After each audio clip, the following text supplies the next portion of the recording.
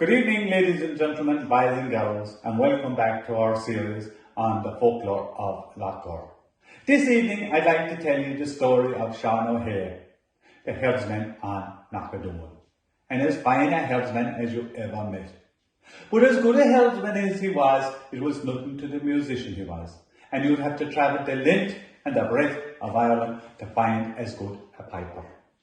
The result being that there wasn't a wake or a wedding, a christening or a shindig of any kind, but though Seán would be invited.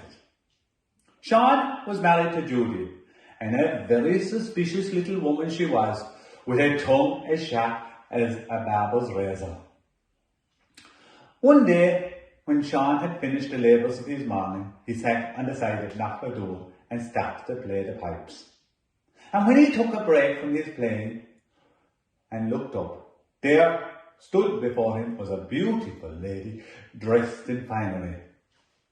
"Good afternoon, lady," says Seán. "I hope 'tis no one in particular that you're looking for."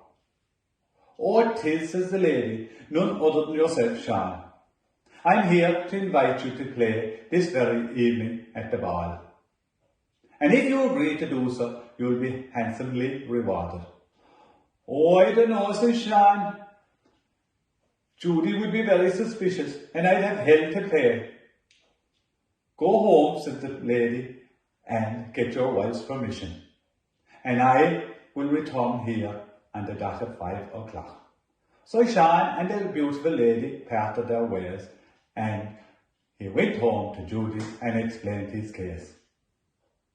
"Don't go, Seán, don't go," says Judy. "I had a bad dream last night. I was making my way back to the cross to buy an ounce of starch to stiffen your collar for the Sunday Mass, and I met a woman coming up the road against me, throwing gold balls up into the air with one hand and catching them with the other on the way down, and she never stopped smiling at me. 'Alright, make away with yourself, woman,' says Seán, 'and waken your tail. 'Tis the nerves that are at you. In the close to the rafters you were last night when you were having that dream.'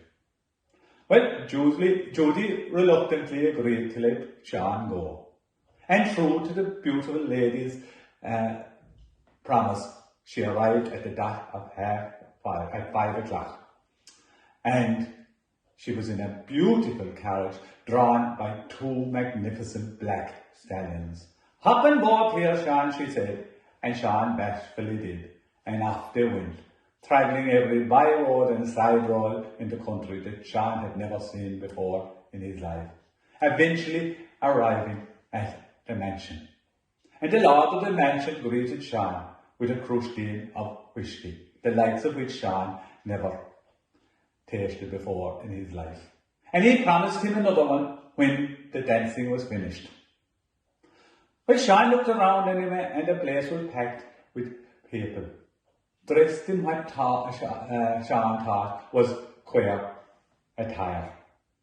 Well, he put his elbow to the pipes, and in no time at all, he had it purring like a cat. And the gaiety and laughter and dancing you never saw in all your life. And when Seán took a break from his playing, he looked out the window, and what do you think he saw? Only a shoal of freshwater fish looking in at him.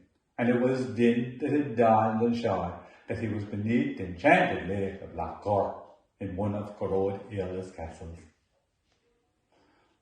The music and gaiety continued into the small hours of the morning, and when it eventually finished, true to his word, Corrode Earl gave him another crushdeen of whisky. 3 gold sovereigns, and I can tell you that was what the fortune back then.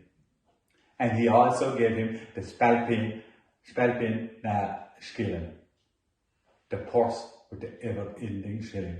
Anytime you spit the shilling out of it and you open the purse again, there'd be another shilling in it. And they're a handy thing to have. Well, Seán awoke the next morning on the very spot in Knockadone where he had met the beautiful lady. Alas, the 3 gold sovereigns had turned into yellow fir bushes. But he had the spalpeen shilling, and it was a lucky thing he had, for how would he explain to Judy where he was?